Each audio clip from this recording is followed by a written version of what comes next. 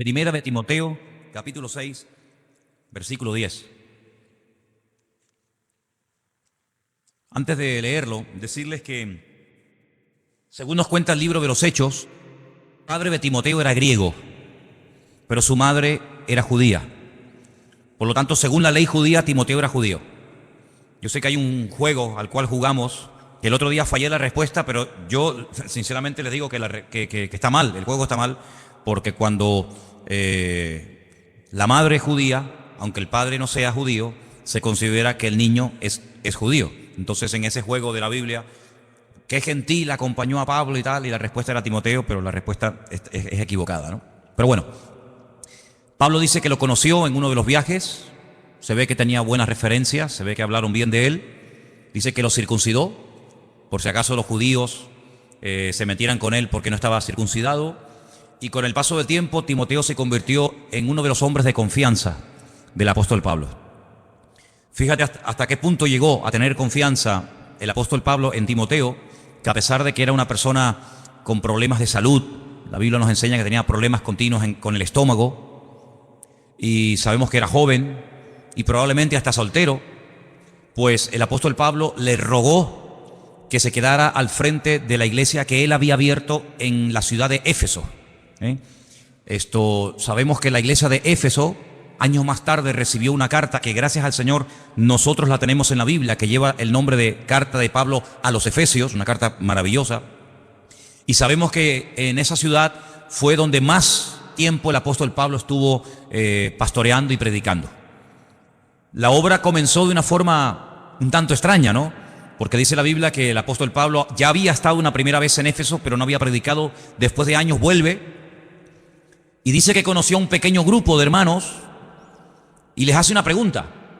¿Os acordáis la pregunta que el apóstol Pablo le hace a este grupito pequeño de hermanos? Creo que eran 12. ¿Os acordáis? ¿Alguien os suena? Todo esto está en Hechos capítulo 19, por si os interesa un poquito más conocer la historia, ¿no? Bueno, la pregunta que el apóstol Pablo les hace es: ¿cuándo recibisteis el Espíritu Santo? Interesante la pregunta, ¿verdad? Si yo te la preguntara a ti, ¿tú cuándo recibiste el Espíritu Santo? ¿Tú qué me dirías? Ay, amigo, como que te da miedo responder, ¿no? Por si acaso te equivocas. Luego no estás muy seguro. Porque si yo te digo ¿cómo te llamas? Tú no dices, Tú sabes que hay gente que cuando le haces una pregunta te dicen, Pero es una forma para pensar la respuesta, ¿no? ¿Cuándo recibieron ustedes el Espíritu Santo? Y ellos dicen: nosotros nunca hemos oído hablar del Espíritu Santo. Yo imagino que ninguno de ustedes me daría esa respuesta, ¿sí o no? Porque ustedes saben quién es el Espíritu Santo, ¿sí o no? ¿Quién es? Entonces Pablo dice: bueno, si ustedes no saben quién es el Espíritu Santo, ¿ustedes en qué fuisteis bautizados? ¿Cuántos bautismos hay según la Biblia? 1. Unos dicen que no. 2. ¿Cuántos? 1. Oye, ¿os dais cuenta, Hay 7 bautismos mencionados en el Nuevo Testamento. 7. ¿Me podéis nombrar uno? El bautismo de Juan el Bautista, el bautismo en agua, el que practicaban los discípulos, y ¿verdad? Bien. El bautismo del Espíritu Santo. Yo os bautizaré en Espíritu Santo y fuego, dijo el Señor. ¿Qué más? Por un mismo Espíritu fuisteis todos bautizados en un cuerpo. Bueno, no es el tema a tratar, pero para que veáis. Entonces el apóstol Pablo dice: mira, vamos a hacer una cosa con ustedes. Ustedes fueron bautizados por Juan el Bautista hace 25 años atrás. Ustedes se han quedado anclados en el tiempo. Ustedes no han madurado, no han crecido. Ustedes viven de una experiencia que tuvisteis que fue muy bonita, pero forma parte del pasado hace 25 años. Y el creyente no puede vivir de los recuerdos, de la gloria pasada, sino tiene que vivir en una constante renovación, ¿sí o no? Porque si usted, para contar un testimonio o para hablar algo bonito que el Señor hizo en su vida, tiene que recurrir a algo que le pasó hace 25 años, quiere decir que usted hoy no tiene nada que contar. Y sin embargo, el creyente cada día tiene algo que contar, ¿sí o no? Yo puedo contar testimonio de hace 25 años, gloria al Señor, pero también puedo contar testimonio de hoy mismo, porque Dios cada día nos sorprende y cada día, pues oye, tiene algo nuevo para nosotros, porque Él nos quiere llevar, como he dicho 1.000.000 de veces, de gloria en gloria y de victoria en victoria y de bendición en bendición y de triunfo en triunfo, Entonces, vamos a empezar de cero. El apóstol Pablo dice que los bautiza, y a continuación dice la Biblia que comenzaron a hablar en otras lenguas. Ya había pasado en Hechos capítulo 2, y así empezó la iglesia, con un pequeño grupito de 12 personas. Al poco tiempo, apareció por allí un matrimonio que llegaron a ser unos colaboradores tremendos en el ministerio del apóstol Pablo. Yo doy gracias a Dios por los que colaboran, ¿sabes? Gracias a Dios por los que cantan y por los que predican. Todo eso está muy bonito, pero gloria a Dios por los que colaboran. Amén. Hace falta gente que colabore en las congregaciones. Las congregaciones crecen en la medida del número de colaboradores que tienen. Gente que apoya, gente que a lo mejor no predica, que no se ve mucho lo que hacen o lo que dicen, pero ahí están, sustentando, protegiendo, apuntalando la obra del Señor, ¿verdad? Y por allí apareció Priscila y Aquila. Priscila y Aquila. Un matrimonio. Oye, ¿será casualidad que haya puesto primero Priscila y luego Aquila? ¿O se equivocó el autor del libro de los Hechos cuando lo puso? ¿No tenía que haber puesto primeramente a Aquila y luego a Priscila? Tú fíjate cómo no hay casualidades, que cuando empieza el primer viaje misionero, el primero, dice que iba Bernabé y Saulo o Pablo. Pero más adelante dice que iba Pablo y Bernabé. Esto tiene una razón de ser. Priscila y Aquila se dedicaban al mismo oficio del apóstol Pablo. Y ahora, si yo les explicara lo que realmente significaba, lo que realmente era hacer tiendas de campaña, no tiene nada que ver con lo que la mayoría de las veces nos hemos imaginado. El apóstol Pablo era fabricante de talit, y por eso él tenía tanto acceso a las sinagogas de los judíos, y por eso era tan bien recibido, ¿verdad? Pero bueno, vamos a dejar eso a un lado. La cuestión está en que tiene a Priscila y Aquila como colaboradores de la iglesia en Éfeso. Al poco tiempo aparece Tíquico.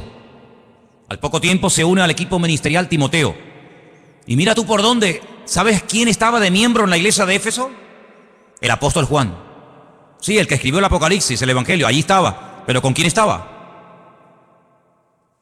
¿Con quién estaba Juan? No. Tampoco. Estaba con una mujer muy importante. Estaba con María, la madre de Jesús, ¿o no? Porque en la cruz el Señor le dijo: Juan, ahí está tu madre. Mujer, ahí está tu hijo. Y Juan se la llevó a su casa. Y la historia secular cuenta que durante muchos años María y Juan, el amado, eran miembros de la iglesia de Éfeso, en la que Pablo estuvo 2 años. El día de la despedida, cuando Pablo dijo: hermanos, mi tiempo aquí se ha terminado, me tengo que ir a otro lugar. El día de la despedida dice que reunió a los ancianos de la iglesia y les dijo: hermanos, sabéis cómo entré y sabéis cómo me voy. No le debo nada a nadie. Sabéis mi trabajo, sabéis lo que he hecho, sabéis lo que hice, pero agárrate lo que dice. Yo sé que el día que yo me vaya, de entre vosotros, no le está hablando a inconversos, no le está hablando a gente que pasaba por la calle y entraron, sino a los ancianos, a los líderes de la obra. Les dice: yo sé que el mismo día que yo me vaya se levantarán de entre vosotros lobos rapaces que no perdonarán al rebaño. Increíble. No se habían levantado durante el tiempo de Pablo, porque claro, Pablo los tenía como a raya, ¿no? Pero en cuanto se creara esa especie de vacío, se iban a levantar personas con falsas enseñanzas, con falsas doctrinas. Pero Pablo había estado 2 años, hermanos, 2 años predicando de noche y de día, casa por casa, uno por uno. 2 años el mejor predicador de la época, un apóstol de Jesucristo, 2 años enseñando sana doctrina, y el día de la despedida dice: yo sé que ustedes van a contaminar la iglesia, porque ustedes son como lobos rapaces que van a esperar que yo me vaya para hacerse con el rebaño. Y entonces, ¿qué es lo que hace Pablo? Le dice a Timoteo: Timoteo, quédate aquí. Y comienza a corregir todas las barbaridades que van a comenzar a enseñar a esta gente. Comienza a exhortar: dedícate a la lectura, predica a tiempo y fuera de tiempo, que nadie tenga en poco tu juventud. Y le escribe no 1, 2 cartas le escribe a Timoteo para que él tenga material para enfrentarse a la dura lucha que va a enfrentar en Éfeso. Dicho sea de paso, en Éfeso a Pablo lo apedrearon y lo dieron por muerto. Sabéis que Pablo, cuando le escribe la carta a los Corintios, hay un momento en el que él da una lista de todos los padecimientos, de todos los sufrimientos que él ha ido experimentando a raíz de servir al Señor. Dice que fue apaleado, fue, apedreado, encarcelado, torturado, en fin, una barbaridad. Y dice: y en Éfeso peleé contra fieras. Probablemente lo lanzaron a la arena del circo romano y se lanzaron leones contra él, pero Dios lo protegió. Y en Éfeso a Pablo lo apedrearon, y dice, y lo sacaron fuera de la ciudad y lo dieron por muerto. Y probablemente a Pablo el Señor lo resucitó en la ciudad de Éfeso. ¿Qué te parece? Y en ese lugar es donde Timoteo se queda. Y en ese lugar es donde él empieza su primera experiencia en el ministerio como pastor. Y en el capítulo 6, porque Pablo le da muchas instrucciones acerca de cómo tienen que comportarse los supuestos pastores, los diáconos, las mujeres, las solteras, las viudas, etc. En el capítulo 6, yo voy a leer a partir, si queréis, del versículo 3, unas palabras muy interesantes del apóstol que dice así: si alguno enseña otra cosa y no se conforma, si no se sujeta a las sanas palabras de nuestro Señor Jesucristo y a la doctrina que es conforme a la piedad o a la santidad, está envanecido y nada sabe. Delira acerca de cuestiones y de contiendas de palabras, de las cuales nacen envidias, pleitos, blasfemias, malas sospechas, disputas necias de hombres corruptos de entendimiento, privados de la verdad, que toman la piedad como fuente de ganancia. Apártate de los tales. Pero gran ganancia es la piedad acompañada de contentamiento, porque nada hemos traído a este mundo y sin duda nada podremos sacar. Qué gran verdad, ¿eh? Así que, teniendo sustento y abrigo, estemos contentos con esto. Qué diferente la filosofía de vida de un cristiano, de un hijo de Dios, a la filosofía del mundo en la actualidad, ¿verdad? Teniendo comida, sustento y abrigo, dice, tenemos que estar contentos, no decir, bueno, vale, no, contentos, no resignados ahí, bueno, contentos, hermano, gozándonos en el Señor. Solamente con eso, con el sustento y con el abrigo, sí, pero no es que no tengo esto, no, es que eso no es necesario para la vida. Y sigo leyendo en el versículo 9, porque los que quieren enriquecerse caen en tentación y lazo, y en muchas codicias necias y engañosas que hunden a los hombres en destrucción y perdición. No hay nadie que hable más claro que Pablo y Santiago acerca del peligro de dejarnos seducir y atrapar por los bienes materiales y por el tener y tener y tener, y cuanto más tienes, más quieres. Porque, hermano, el no tener tiene un límite. Sí. Si no tengo comida me muero de hambre, ese es el límite. Pero el tener, ¿qué límite tiene? No hay límite para la avaricia, no hay límite para tener. Y ahora quiero tener esto y mañana quiero tener lo otro. Y no hay un límite, porque siempre habrá algo nuevo que no tienes y te gusta tener.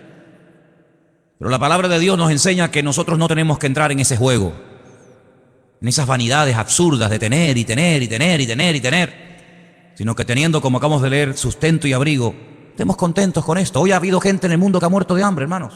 Hoy, sí, hoy mismo. Mientras tú y yo estamos aquí en la iglesia alabando a Dios y gloria a Dios y aleluya y cada uno con la suya, pues hoy ha habido gente en el mundo que ha muerto de hambre. ¿Qué te parece? En pleno siglo XXI, que haya gente que muera de hambre, con toda la comida que se tira, con todos los recursos que hay, pues sí, hermano, todavía hay gente que muere de hambre. Y esta noche habrá gente que duerma a la intemperie. Mira Nepal, mira el terremoto ese tremendo. Dice que ya van como, no sé, 5, 6, 7, 8 mil, bueno, y aparte nunca sabrán los que realmente murieron, porque por esas aldeas, a esas altitudes, quién sabe cuánta gente vive allí. Se desmoronó la montaña y tú te crees que se van a poner a contar los muertos. Olvídate. Tremendo, ¿no? Tremendo, ¿no? Y nosotros esta noche, gracias a Dios, podemos dormir en una cama y tranquilos y cubiertos. Así que, hermano, cuántos motivos tenemos para darle gracias a Dios. Amén. Amén. Y ahora viene un versículo que es tremendo, ¿no? Dice, porque raíz de todos los males es el amor al dinero. Fíjate que no menciona el dinero, sino el amor al dinero, que es otra cosa. El cual, codiciando algunos, fíjate lo que dice aquí, se extraviaron de la fe. Luego la habían conocido, habían experimentado el amor del Señor, capaz que hasta servían al Señor. Dice, pero se extraviaron de la fe y fueron traspasados de muchos dolores. ¿Sabes que en la segunda carta, la segunda carta que Pablo le escribe a Timoteo, él dice que cuando lo sacaron de la cárcel para hacerle el juicio, bueno, le hicieron varios, ¿no? Pero dice, la primera vez que lo juzgaron, la primera vez que le tomaron declaración, dice, yo estuve más solo que la una, nadie estuvo a mi lado. Dice que un tal Alejandro, que era uno de los que viajaban con ellos, predicando y fundando iglesias y levantando la obra del Señor, dice que se le fue. Y encima se le fue causándole unos problemas terribles. Y después menciona un tal Demas, que es mencionado en otras cartas, no solamente en la carta de Pablo a Timoteo, sino en otras también. Y dice, y Demas me ha dejado, dice, amando a este mundo. Es decir, el mundo lo arrastró, lo atrajo como un imán, de tal manera que dejó a Cristo, dejó el ministerio, dejó la predicación, lo dejó todo, porque el mundo le lanzó el guante y lo atrapó. Y este era uno de los que se dedicaba a predicar la palabra, uno de los que viajaba con Pablo. Y con Pablo, dicho sea de paso, no viajaba cualquiera, no viajaba cualquiera. De hecho, todos conocemos el incidente, ¿verdad?, que hubo en cierta ocasión ya en el primer viaje misionero entre Pablo y Marcos.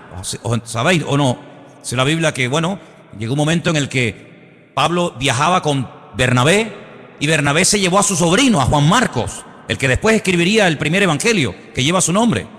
Y dice que a la primera de cambio, cuando comenzaron, en fin, las persecuciones, las luchas, en fin, las cosas a ponerse duras y difíciles, Juan Marcos se volvió y los dejó. Y en el segundo viaje misionero, cuando Pablo, en vez de ir por mar, quiere ir por tierra, visitando las iglesias que habían fundado en el primer viaje y aparte yendo a otras latitudes, Bernabé dice, bueno, vamos a llevar otra vez a mi sobrino. Y Pablo dice, esta vez no. ¿Por qué? Porque nos abandonó. Y Bernabé seguramente le habrá dicho, bueno, pero vamos a darle una segunda oportunidad. Perdonen la expresión, metió la pata en el primer viaje, se asustó. Era demasiada presión, demasiada responsabilidad. No estaba firme, no era maduro para aguantar esto, pero bueno, vamos a darle una segunda oportunidad. Y Pablo que no, y Bernabé que sí, Pablo que no, y Bernabé que sí, y Bernabé y Pablo dice, pues mira, yo no puedo trabajar más contigo. Y Pablo dice, pues muy bien, pues vete. Y dice la Biblia que Bernabé cogió a su sobrino, a Marcos, y se fue a la isla de donde él era, a Chipre. Y Pablo dice, bueno, pues yo me voy con Silas. Silas, que también en la Biblia aparece con el nombre de Silvano, que era el que les escribía las cartas, que Pablo las dictaba y él las escribía y luego las firmaba. Y la Biblia pues nos dice que se separaron durante años y no volvieron a trabajar juntos. Fíjate lo exigente que era Pablo, que como la liaras una vez, cruz y raya, se acabó. Contigo no se puede contar para esto por lo menos. Después de muchos años sabemos que Pablo le dijo a Marcos que viniera a la cárcel a visitarlo y tal y cual, pero si Demas viajaba con Pablo es porque había pasado el filtro, porque a Pablo no se la daban con queso, a Pablo no se le colaba cualquiera. Pues a ese que viajaba con Pablo, a ese que sirvió al Señor en el ministerio juntamente con Pablo, dice que lo abandonó por amor a este mundo. Así que no solamente una persona que no es pastor y que no sirve al Señor, digamos, a tiempo completo puede ser en un momento determinado engañado y atrapado y engañado por el mundo, sino que también pastores y gente que servía al Señor lo abandonan. Y tengo que decir lamentablemente que yo he conocido, no muchos, gracias a Dios, no muchos, pero he conocido 3, 4, tal vez 5 pastores que por los negocios hablaron con sus respectivas congregaciones que se iban a dedicar un tiempo a los negocios, iban a ganar dinero y que con ese dinero iban después a financiar la obra y la obra iba a estar mucho mejor, y abandonaron el ministerio y nunca más volvieron. Y algunos de ellos me llamaron en su momento para pedirme que mi opinión, qué opinaba yo, y les dije, ni se te ocurra dejar de servir al Señor por los negocios, porque la Biblia dice que ninguno que milita, sin ninguno que está en el reino, enrolado en el ejército de Dios, ninguno que milita se enreda en los negocios del mundo. Los pastores no hemos sido llamados para hacer negocios. Déjaselo a las ovejas, déjaselo a los miembros de la iglesia que se dediquen a esas cosas, pero los pastores no estamos para hacer negocios de ningún tipo. A mí me han propuesto negocios, pastores de aquí de las islas. Oye, mira que hay este negocio que tú puedes ganar mucho dinero y con ese dinero pagas el alquiler de la iglesia y con ese dinero no sé qué. Digo, no se te ocurra nunca más volverme a llamar para ofrecerme tal cosa. Y algunos querían insistir y les tuve que hasta casi decir, mira, si me vuelves a llamar por esto te cuelgo el teléfono. Yo tengo prohibido categóricamente dedicarme al mundo de los negocios, porque yo soy una persona que ha sido llamada exclusivamente para servir al Señor. Yo no voy a dejar de servir al Señor ni de pastorear porque vaya a ganar mucho dinero. Es que yo no estoy en esto por dinero, yo no estoy en esto. Ayer Elena y yo hablamos, nosotros hemos vivido en la península sin ser pastores, como evangelistas itinerantes, viajando por aquí, yendo por allá, sin recibir ni un solo centavo, y hemos vivido por fe, no solamente antes de venir aquí, sino en otras ocasiones. Sabemos lo que es vivir por fe totalmente. Sabemos lo que es sentarnos a la mesa con el plato vacío y orar y tocar a la puerta y el Señor suplirnos. Sé lo que es viajar horas y horas Por eso te decía el otro día, David, que tu testimonio me impactó cuando veías que la gasolina del coche, ¿no?, subió. Y, hermano, yo venía de Barcelona un día. Yo me fui de Galicia, 1200 kilómetros, Pontevedra, Barcelona. Prediqué durante una semana. Y cuando regresé, en esa congregación no me habían dado ni un centavo me habían dado. Y volvía con las manos vacías. Y sé lo que es dormir dentro de un coche en una gasolinera. Y sé lo que es llevar durante horas y horas y horas la lucecita naranja de la reserva. Y decir, Dios mío, que no llego, pero contigo sí llego. Dios mío, atírala. Y llegar. Y sabemos lo que es eso, ¿no? Pero no es una tentación, no debería ser una tentación para una persona que sirva al Señor. Tampoco para un cristiano, pero para uno que sirva al Señor menos todavía. No debería ser una tentación el tema económico. Porque la Biblia dice, y lo vuelvo a repetir, que el que milita no se enreda en los negocios de esta vida. Y además de eso, hay una amonestación tremenda que hemos leído esta noche, que dice que el amor al dinero es la raíz de todos los males.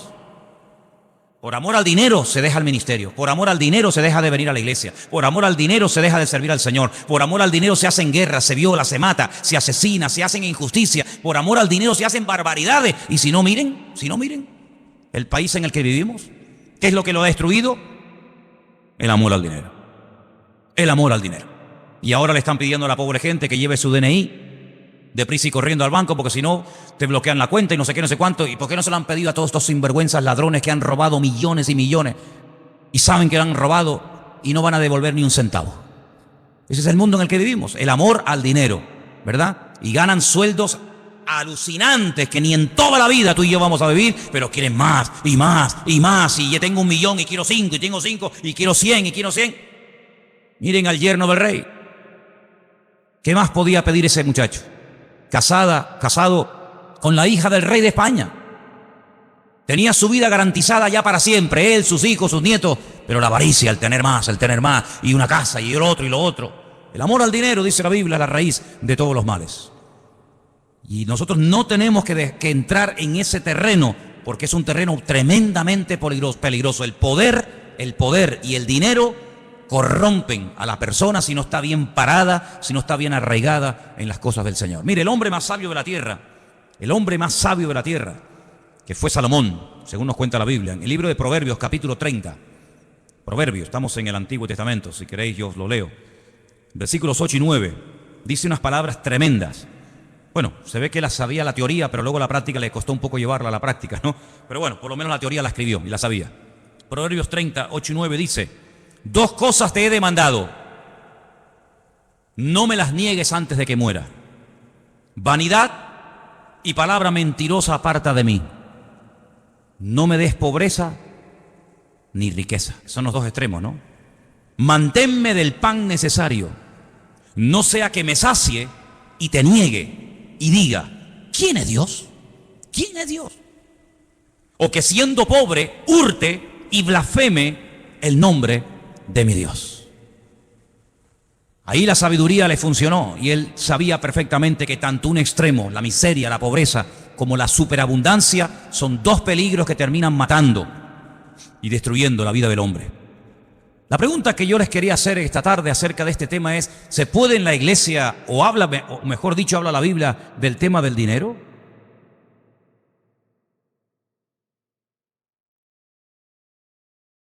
Hola.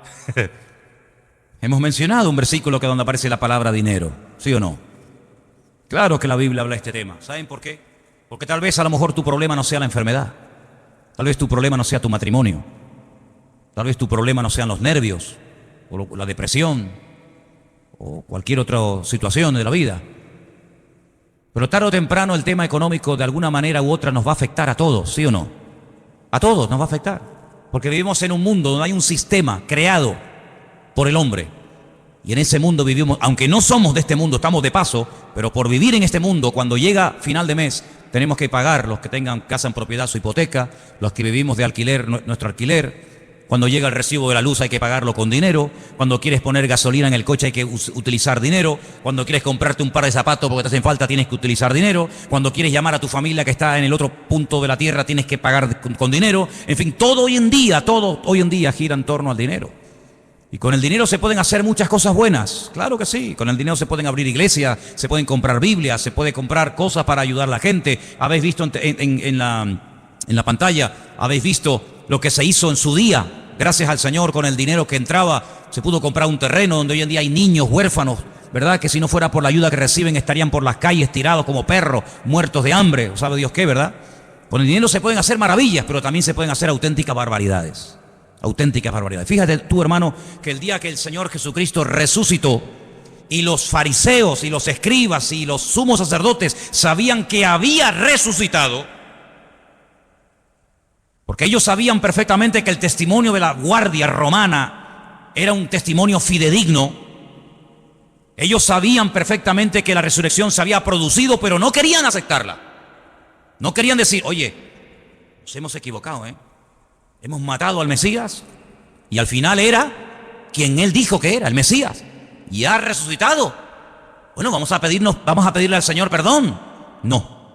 Inventaron un rollo, inventaron una historia y le ofrecieron a los soldados romanos dinero para que dijeran, si os preguntan, ¿qué pasó? ¿Qué pasó con el cuerpo de Jesús? ¿Resucitó? ¿No resucitó? ¿Qué fue? Dice que los sobornaron, les dieron dinero para que le dijeran a la gente, no, es que nos quedamos dormidos. Fíjate, 16 soldados romanos nos quedamos dormidos. Vinieron de noche sus discípulos, pasaron por encima de nosotros, rodaron la piedra, antes cortaron el sello romano, sacaron al muerto fuera y no nos hemos enterado. Y dice, y este dicho llega hasta el día de hoy. Es decir, que cuando se escribieron los evangelios todavía corría la bola en el mundo de que era mentira que Jesús había resucitado, sino que sus discípulos robaron el cuerpo y fue todo por un soborno con dinero. Entonces, con dinero se pueden hacer maravillas y con dinero se pueden hacer auténticas barbaridades.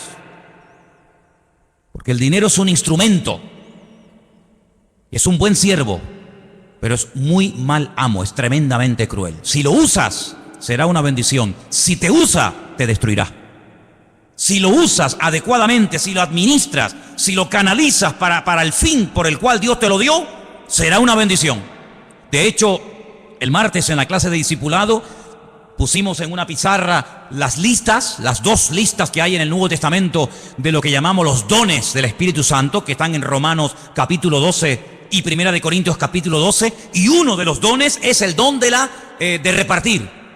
Si la persona que Dios le provee, la persona que Dios lo prospera, pero que tiene claro que es como una herramienta que Dios le da, como a mí me da la herramienta de la predicación, pues a otros le da la herramienta de los recursos para que pueda el evangelio correr y no se detenga la obra. Eso es un don. Eso es un don que no todo el mundo tiene. Porque no significa que porque una persona tenga muchos recursos, tiene el don. Pero hay un don en la Biblia. Y tenemos que pedirle al Señor el don de la generosidad. ¿Cuántos dicen amén? El don de la generosidad, porque eso es el don de repartir. Ser generoso, abrir la mano y cubrir las necesidades de la obra. Es un don, como el hablar en lenguas, como interpretar mensajes, como profetizar y como otros dones así que nos llaman mucho la atención. Pues hay un don que es el de servir, otro que es el de organizar o presidir, otro que es el de hacer misericordia, ¿verdad? Todo lo que tiene que ver con la obra social, etcétera. Y hay un don que es el de repartir. ¿Repartir qué? Pues lo que Dios te da, mijo. Lo que Dios te da, ¿para qué? Para ti, no. Para ti también, pero sobre todo para repartir, para que haya igualdad en el cuerpo de Cristo. Eso dice la Biblia. Eso es lo que dice la palabra de Dios. Por lo tanto, el dinero como instrumento es muy poderoso. Tú imagínate que tuviéramos ahora 100.000 euros, 200.000 euros, por ejemplo, en la cuenta de la iglesia. Yo mañana mismo me voy a alquilar un local. ¿Dónde? Me voy a alquilar una Candelaria, que no hay iglesia. Me voy a La Laguna, que no hay iglesia. La Laguna, 200.000 habitantes. Ciudad universitaria, donde hay miles y miles de jóvenes, incluso que vienen de otras islas. Pues yo me voy mañana con el equipito de sonido que nos regalaron, con las sillas que nos regalaron, y me alquilo un local en La Laguna y pongo fuera iglesia, vida nueva, tal, culto, martes y sábado por la tarde. Aquí, jueves y domingo por la tarde. Y en Candelaria, lunes y viernes. Y predico todos los días, yo no tengo problema en eso, a mí me encanta eso. Sí, pero vete a alquilar un local en Candelaria. Te van a pedir 2 meses, el mes de no sé qué, el mes de fianza. Si tuviéramos recursos, madre mía, y nos iríamos a otras islas. Y le pagaríamos la universidad a algún hermano de la iglesia. Por ejemplo, tenemos el caso, perdone si no nombro a otro, pero es el primero que me viene a la cabeza. Esta chica, ¿cómo se llama? Leana. No le dieron la beca y tuvo que dejar sus estudios universitarios. Porque no le dieron a la pobre la beca. ¿Y cuánto era la beca? Pues nada, tampoco estamos hablando de millones. Si la iglesia tuviera recursos, becaba a los jóvenes para que fueran jóvenes todos universitarios. Y si la iglesia tuviera recursos, pues construiríamos casitas, haríamos un barrio cristiano, o aquí en este edificio que hay 7 pisos vacíos. 7 pisos vacíos. Yo hoy estaba en mi casa y miraba y decía, Señor, encima de nuestra iglesia hay 7 departamentos vacíos. Aquí al lado, pared con pared, tenemos un local tan grande como este, que si tuviéramos recursos, yo alquilaba los 7 pisos y alquilábamos el local de al lado. ¿Para qué? No sé, haríamos otro rastro, haríamos un salón para los jóvenes, un salón social para dar de comer. No se cerró la puerta en el albergue, pues aquí ahora vamos a poner un comedor social para todo el mundo. Sí, pero ¿cómo lo hacemos? ¿Cómo lo hacemos? O sea, están pidiendo 1.000 euros de alquiler por este local. Y por poco que pidan van a pedir 300 o 400 euros por cada piso. Si tuviéramos 7 podríamos ayudar a la familia necesitadas de la obra. Con dinero, hermanos, se pueden hacer maravillas. Iglesias, financiar pastores, abrir centros de rehabilitación, lo que quieras, pero si no hay dinero, pues hay que conformarse con lo que hay. Pero fíjate el mundo cómo utiliza para lo malo sus recursos. Y la droga, el dinero y los miles de millones que producen, ¿para qué? Para guerras, para derrocar gobiernos, para matar gente, para matar criaturas, para secuestro, para violar. La raíz de todos los males es el amor al dinero. Por eso tenemos que orar al Señor, y hermano, y no es pecado hacerlo. Orar para que Dios nos dé recursos, no solamente recursos humanos, sino también recursos materiales. ¿Cuántos dicen amén? Yo me acuerdo cuando vinimos de un viaje de África y nada más entrar por la puerta de la iglesia en el puerto de la Cruz, me acordaré toda mi vida como si fuera ahora. Habían allí dos hermanas de visita. Claro, cuando uno venía de África, imagínate cómo venía.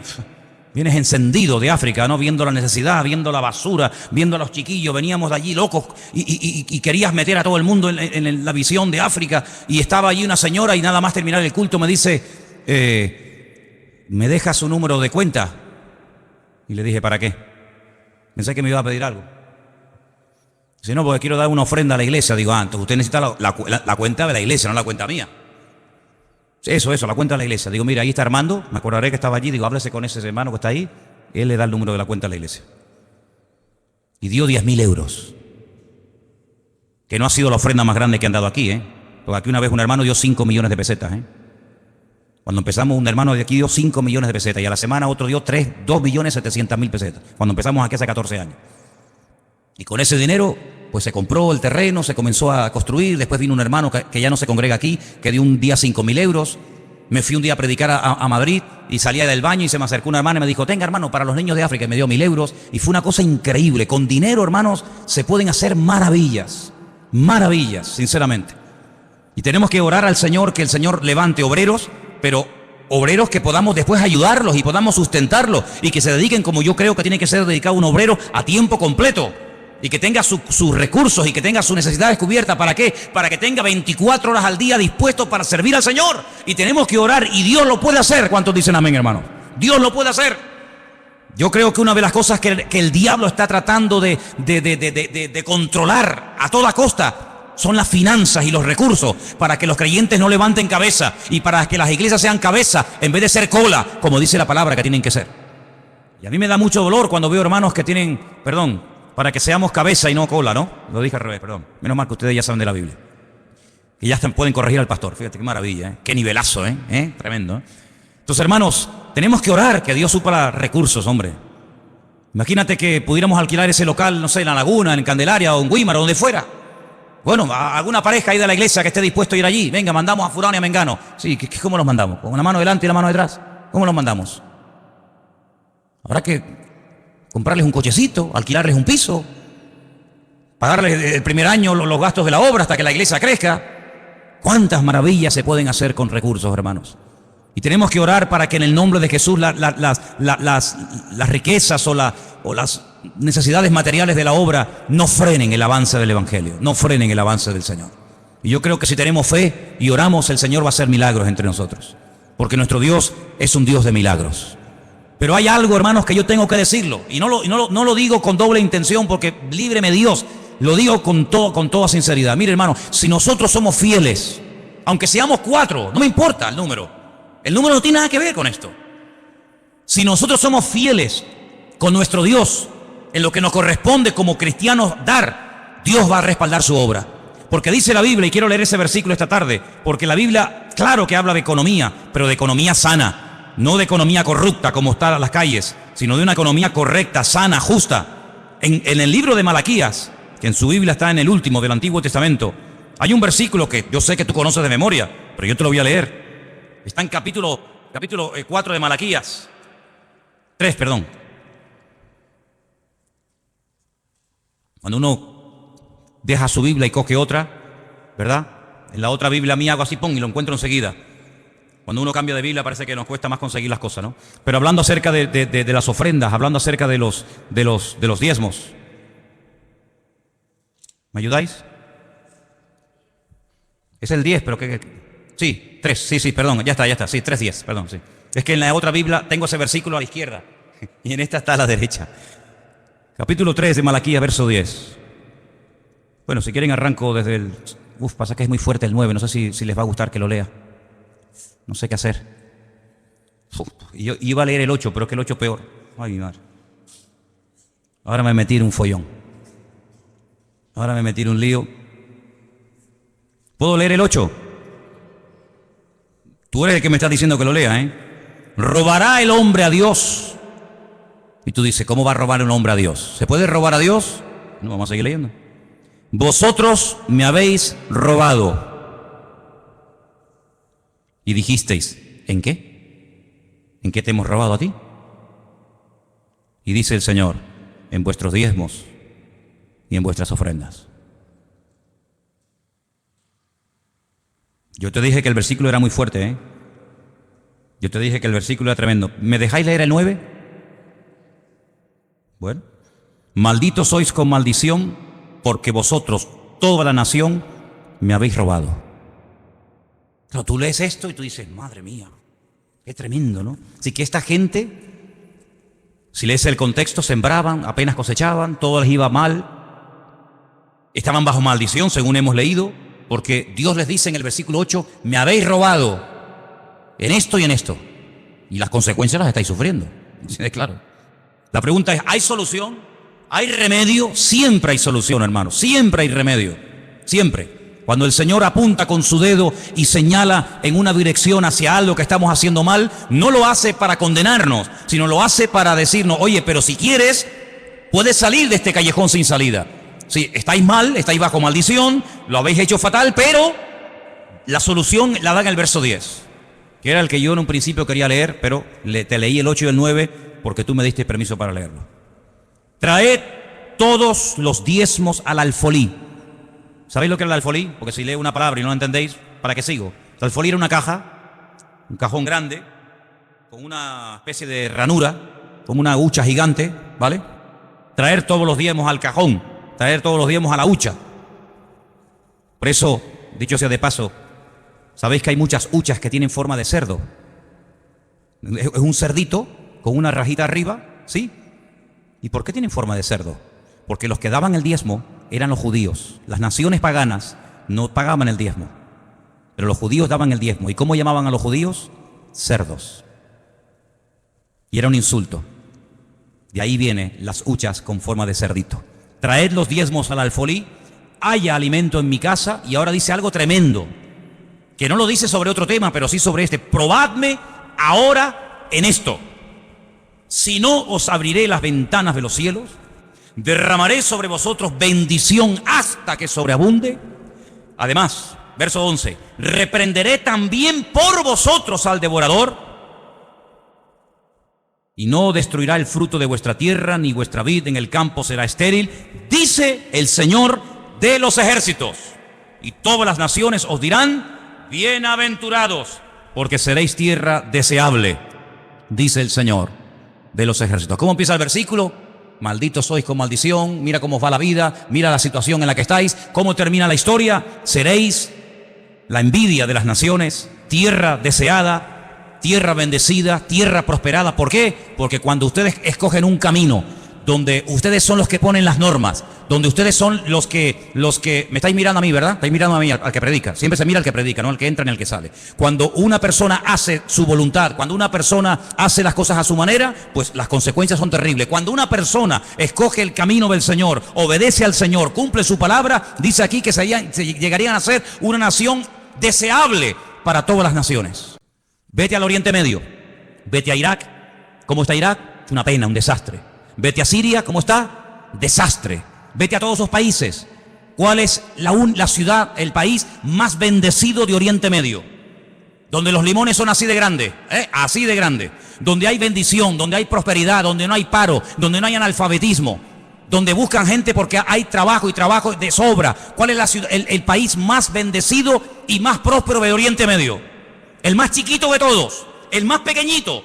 Arabia Saudita, no señor. Dubái tampoco. ¿Cuál es el país más bendecido? El pueblo de Dios, el pueblo de Israel. Por eso es la envidia de todo. Por eso todos quieren destruirlo. Por eso todos están contra él. Por eso todos van en contra. ¿Por qué? Porque la bendición de Dios levanta envidia. Porque la bendición de Dios, el respaldo del Señor, pone furioso al enemigo. Cuando tú no produces envidia en el enemigo no se mete contigo. Cuando tú eres una persona bendecida, cuando el gozo del Señor es tu fortaleza, cuando el Señor te va abriendo puertas, todas aquellas personas que dicen que no creen en Dios, en lo más profundo de su corazón te tienen envidia y celos. ¿Por qué? Porque ven el respaldo del Señor sobre tu vida. Fíjate qué curioso, te voy a poner un ejemplo. Un esclavo, un muchacho que no lo quieren ni sus hermanos, sus propios hermanos carnales ni lo quieren, no lo pueden ver en pintura, le han puesto un mote. Antiguamente, aquí había gente que se conocía más por el mote que realmente por su nombre propio. Ahí viene el soñador. Unos celos, una envidia terrible, todos los hermanos, desde el más grande hasta el más pequeño, contra su hermano José. ¿Por qué? Porque es un chico bendecido, porque es un chico que tiene comunión con el Señor, Dios le habla, Dios le da sueño, Dios le da revelación, y la envidia, te vuelvo a repetir, siempre despierta envidia y celos en la gente que te rodea. ¿Qué es lo que quieren hacer? Matarlo, acabar con su vida, lo meten en un pozo, lo quieren matar de hambre, lo quieren matar de sed. Rubén dice, no, vamos a hacer algo, vamos a venderlo.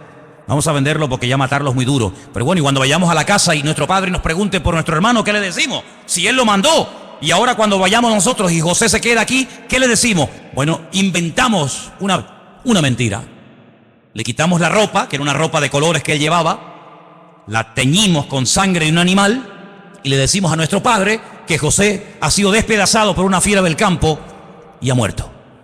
¡Qué crueles! ¡Qué crueles! Ni uno dijo, no, hagamos eso. ¿Cómo le vamos a hacer? ¿Cómo le vamos a decir a papá eso? Y un año, y otros años, y ninguno hablaba, todos callados como zorros. Y José, el pobrecito, allí más solo que la una en Egipto. Pero dice la Biblia que el Señor estaba con José. ¿Cuántos dicen amén? La Biblia no dice, pero el Señor estaba con Rubén, el Señor estaba con Neftalí, el Señor estaba con Agat o con Aser. No, el Señor estaba con aquel que aparentemente era el que peor estaba. Solo, abandonado, tirado allí como un perro en Egipto sin entender ni papa, porque él hablaba hebreo, allí se hablaba en el idioma de los egipcios, árabe, él no entendía nada, sin padre, sin madre, sin comérselo ni bebérselo, más solo que la una. Lo compra un señor llamado Potifar y se da cuenta que este muchacho es distinto, se da cuenta que este joven es diferente.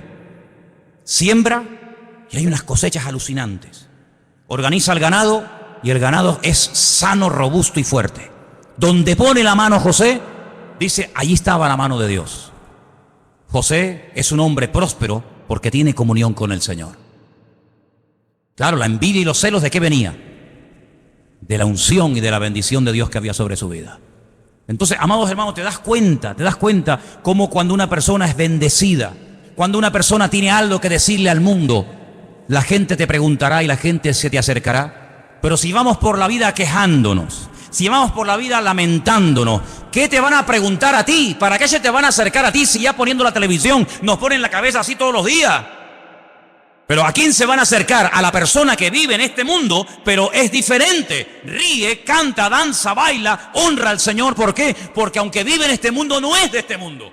Y eso es lo que la gente tiene que ver en ti y lo que tiene que ver en mí. Pero no lo van a ver aquí dentro, porque aquí de la gente en la calle prácticamente no entran porque les da miedo.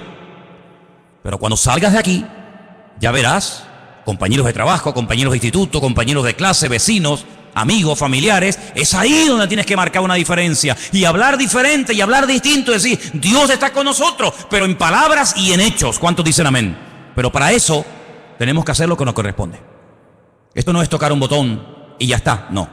Acá hay una parte humana que cuando nosotros la hacemos, Dios dice que hace así y abre las ventanas de los cielos, derrama bendición hasta que sobreabunda y además Él se encarga de reprender al devorador. Y yo pregunto, ¿y quién es ese señor? ¿Quién es el devorador? El diablo. Bueno, pues yo veo cristianos que están todo el día reprendiendo al diablo. Todo el día están reprendiendo al diablo. Pero si el Señor dice, pero si tú haces tu parte, el que lo voy a reprender voy a ser yo. ¿Y a quién le va a hacer más caso el diablo? ¿A ti o a Dios? Fíjate tú que Miguel es el arcángel más poderoso que jamás Dios ha creado. Y cuando Satanás vino a pelear contra él porque quería el cuerpo de Moisés, ¿qué dijo Miguel? Que el Señor te reprenda, porque como te reprenda el Señor, tú no aguantas ni una décima de segundo. Pues ya está. Pues entonces en vez de hacer tú la parte de Dios y querer que Dios haga tu parte, hazlo al revés. Haz tú tu parte como cristiana, como hermano, como hijo de Dios, y deja al Señor que se encargue de lo que tú no puedes hacer, y vas a ver resultados tremendos, pero siempre detrás de la obediencia. Y quiero recordarte el versículo con el que empezamos en esta noche. La raíz de todos los males es el amor al dinero. Tú amas el dinero, como ames el dinero, tienes un problema terrible en tu vida. El dinero tienes que usarlo, porque es un instrumento que tiene que ser tu siervo, tiene que estar para tu servicio y no tú para el servicio del dinero, porque entonces eres hombre muerto. Nunca te va a llegar nada. Tendrás, como dice la Biblia, saco roto, que meterás la mano y nunca hay nada. Pero cuando uno tiene el contentamiento del Señor, tú te das cuenta de que cada día es una bendición de Dios. Dicen los judíos, y termino, no por trabajar más se gana más. Dicen ellos, no por trabajar más se gana más. Tampoco por trabajar menos Dios te va a proveer lo que tú necesitas. ¿Qué es lo que hacen ellos? ¿Qué es lo que hacen con el tema económico? Ellos lo que hacen, cuando empieza el año, oran y le encomiendan al Señor todo el año. Se comprometen con sus ganancias, con sus entradas, cada uno en su proporción, a darle al Señor su diezmo y su ofrenda, y no se afanan, no se agobian por trabajar más o por hacer más, no, sino que ellos dicen, si yo me comprometo con el Señor a hacer mi parte cuando me corresponda, todo lo que yo necesite desde el principio del año hasta el final, todo me vendrá porque yo estoy haciendo mi parte. ¿Cuánto tenemos que aprender de muchas personas que no tienen mucho de lo que nosotros tenemos hoy en día, pero han descubierto un secreto?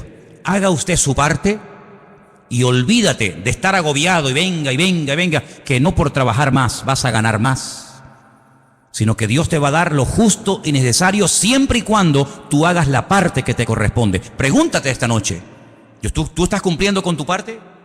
Ya te lo he dicho en la Biblia, si quieres lee más. La Biblia está llena de capítulos y capítulos que hablan acerca de la economía del reino. Cómo hay que hacerlo, cómo no hay que hacerlo, cómo hay que ofrendar, cómo hay que diezmar, dónde hay que hacerlo, dónde no hay que hacerlo. La Biblia está llena de esos sabios consejos. Si nosotros hacemos nuestra parte, nunca el Señor nos defraudará. ¿Cuántos dicen amén? Vamos a orar. Cierra tus ojos ahí donde estás. Y ahora tú eres el que tienes que preguntarte estas cositas. Señor, ¿estoy cumpliendo contigo? ¿Estoy haciendo tu parte?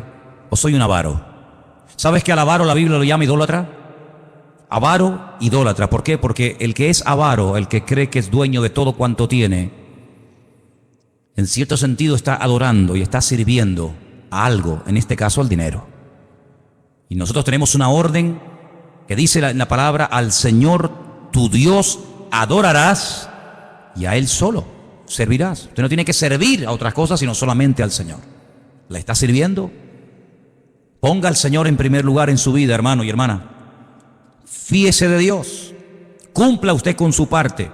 Y yo le aseguro que Dios le va a sorprender más de lo que usted se puede imaginar. Y en esta tarde queremos darle gracias al Señor por su bendita palabra, que siempre exhorta, siempre anima, siempre habla a nuestra vida. Te pedimos, Señor, en el nombre de Jesús, que tu palabra ahora produzca el fruto para la cual ha sido predicada, para la cual ha sido traída esta tarde a este lugar. Toca nuestros corazones, rompe cualquier atadura, cualquier apego, Señor, al dinero o a cualquier otra cosa, y que solamente adoremos y sirvamos a nuestro Dios, a nada ni a nadie más. Y también queremos unirnos en esta noche a favor de la vida de nuestra hermana Rosy, allí en el puerto de la Cruz. Señor, tú eres el Dios todopoderoso, nuestro sanador, nuestro médico divino. Nuestra vida está en tus manos, tú la das y tú la quitas. Tú la alargas o tú la acortas, según es tu voluntad. En esta tarde oramos con fe, con toda la seguridad del mundo, de que la vida de Rosy te pertenece a ti, Señor. Ella te ama, ella te sirve, ella te honra. Y pedimos que tu nombre sea glorificado en esta situación. Este es un momento para que tú seas glorificado, Señor. Y en el nombre de Jesús declaramos la bendición de Dios sobre la vida de nuestra hermana en esta tarde. Donde quiera que se encuentre, te pido que ahora tu mano se pose sobre ella y haya un consuelo, un aliento, un milagro de parte tuya, Señor. Aceptamos tu voluntad, cualquiera que sea, tú lo sabes. Pero el anhelo de nuestros corazones es verla sana, verla totalmente libre y restablecida de esa enfermedad. Pero todo está bajo tu control, nada se escapa de tu control. Por eso, Señor, oramos con paz, oramos con la fe y con la seguridad de que todo obra para bien. Y te pedimos en esta tarde, Señor, que tú aumentes su fe y le des como hasta ahora esa paz sobrenatural que sobrepasa todo entendimiento, para que ella pueda, Señor, aceptar el trato de Dios en este momento en su vida. Bendice a Rosy, Señor. Oramos por ella, Señor, y pedimos que tú hagas un milagro en ella y que podamos ver buenas noticias y podamos ver cómo todo va caminando según tu voluntad, Señor. Gracias, porque oramos con esa seguridad de que tú sabes lo que haces, Señor. Te lo pedimos con acción de gracias en esta noche, en el nombre bendito de Jesús. Amén.